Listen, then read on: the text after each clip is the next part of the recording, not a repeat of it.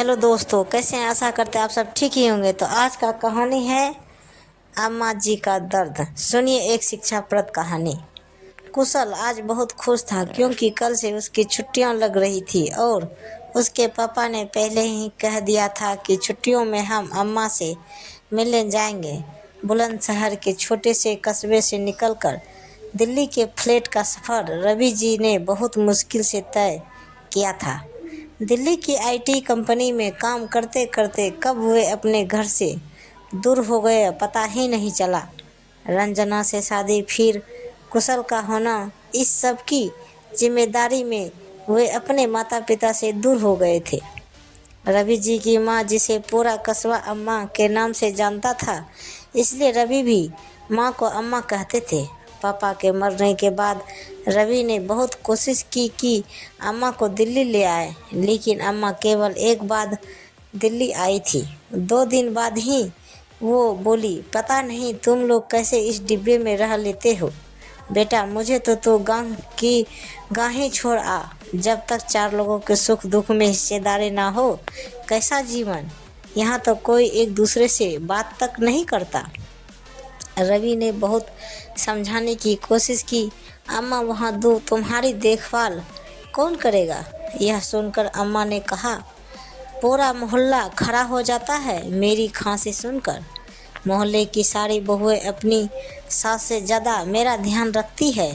अम्मा वापस अपने घर आ गई। इस बात से गुस्सा होकर रवि ने कई महीनों तक अम्मा को फ़ोन भी नहीं किया। अम्मा फ़ोन पर हालचाल पूछती तो बस हाँ हूँ करके बात टाल देते थे। आज कई महीनों बाद रवि रंजना और कुशल को लेकर जा रहे थे अम्मा से मिलने। 2 दिन रुककर रंजना और कुशल को छोड़कर आने का प्लान था। कुशल सुबह जल्दी ही अपने आप उठ गया। रवि और रंजना यह देखकर हैरान थे कि स्कूल के लिए तो कभी उठता नहीं था, लेकिन अम्मा से मिलने के लिए सुबह ही उठकर तैयार हो गया। कुशल के कुछ खिलौने, कपड़े और ज़रूरी सामान रंजना ने पैक कर दिया था। रवि, रंजना और कुशल तीनों अपनी गाड़ी से घर पहुंच गए। अम्मा को सरप्राइज देना चाहते थे क्योंकि अम्मा भी ज़्यादा बात नहीं करती थी। रवि के व्यवहार से गुस्सा थी। कार जैसे ही घर के पास पहुंची, कुशल झट से उतर कर भागा और घर में घुस गया। रंजना सामान निकाल रही थी और रवि ने गाड़ी पार्क कर रहे थे। कुशल अम्मा जी चिल्लाता हुआ घर में गया। अम्मा जी घर के बड़े से आंगन में बैठकर मसाला पीस रही थी। कुशल को देखकर बोली, मेरा राजा बेटा, आज कैसे अम्मा की याद आ गई। रुक, अभी हाथ धोकर आती हूँ। यह कहकर वह सील से समेटने लगी, फिर सील बट्टे को धोने लगी। तभी रवि और रंजना आंगन में आ चुके थे। रंजना ने अम्मा के पैर छुए।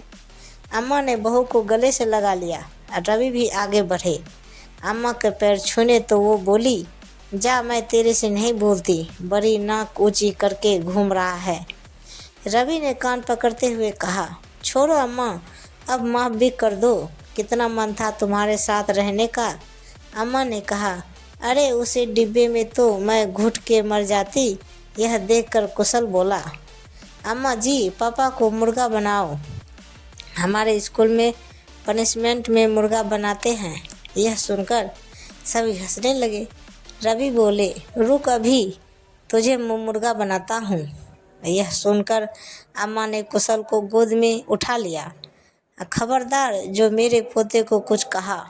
रंजना रसोई में सबके लिए चाय बनाने चली गई।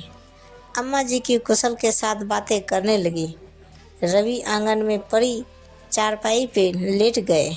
इसी तरह मिलते जुलते 2 दिन कब बीत गए। रवि वापस दिल्ली आ गए। 8 दिन के लिए रंजना और कुशल को अम्मा जी के पास छोड़ दिया। अम्मा जी को शाम में कुशल को लेकर निकल जाती। पूरे मोहल्ले में हर छोटा बड़ा उन्हें झुककर प्रणाम करता। बहुएं पैर छूती। अम्मा जी पूरे मोहल्ले का हाल चाल पूछती। यही रोज़ का काम होता था। घर पर भी सुबह से शाम तक कोई न कोई अपनी परेशानी लेकर अम्मा जी के पास आता रहता था। अम्मा जी हर किसी की बातें सुनकर उसे सुझाव देती थी, किसी किसी को डांट भी देती थी, लेकिन कोई उनकी बात का बुरा नहीं मानता था। हंसकर सब उनकी डांट खा लेते थे, जानते थे कि उनकी डांट में कितना प्यार छुपा हुआ है। एक दिन कुशल ने अम्मा जी से पूछा, अम्मा, यहाँ कितने मेहमान आते हैं? हमारे दिल्ली में तो कोई नहीं आता।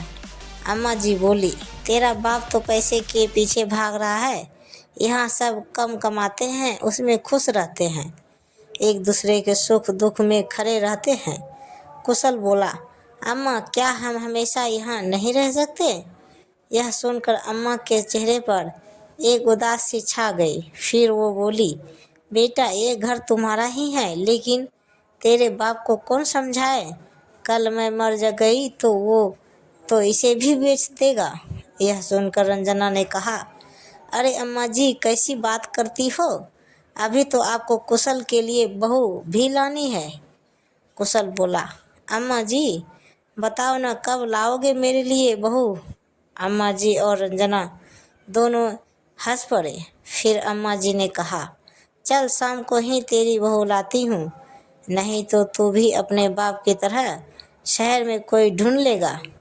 यह सुनकर कुशल बहुत खुश हुआ। चलो शाम को बहू तो मिल जाएगी, ना शादी का मतलब पता, ना बहू का, बस बहू चाहिए थी। 10 दिन बाद रवि दोनों को लेने के लिए आए।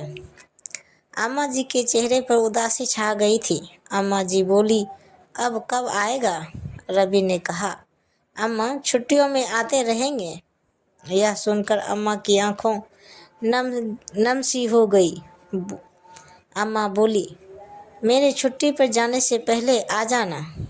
यह सुनकर रवि बोले, अम्मा, ऐसी बातें क्यों करती हो? उसके बाद तीनों वापस चले आए। अगले दिन से सब अपने काम में व्यस्त हो गए।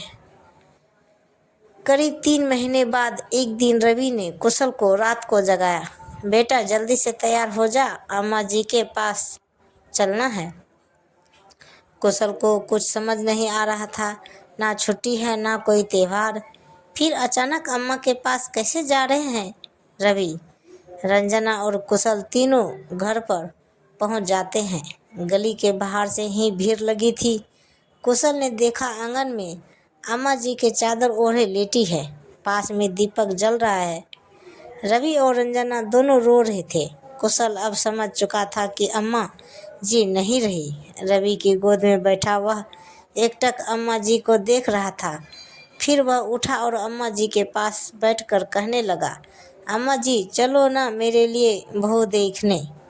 यह सुनकर रंजना जोर जोर से रोने लगी। रवि ने कुशल को उठाकर गोदी में बैठाया। फिर देर रात तक कुशल अम्मा जी को निहारता रहा। सुबह सुबह जब उसकी आंखें खुली तो वह घर के एक कमरे में था। वह उठकर भागता हुआ बाहर आया। अम्मा जी वहाँ नहीं थे।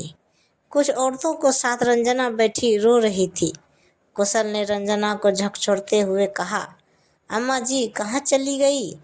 कौन ले गया उन्हें? रंजना ने कुशल को संभालते हुए कहा, बेटा, वो भगवान के घर चली गई। अंतिम संस्कार करके जब रवि वापस आए तो कुशल उनसे लिपट कर पूछने लगा, अम्मा जी को वापस ले आओ पापा।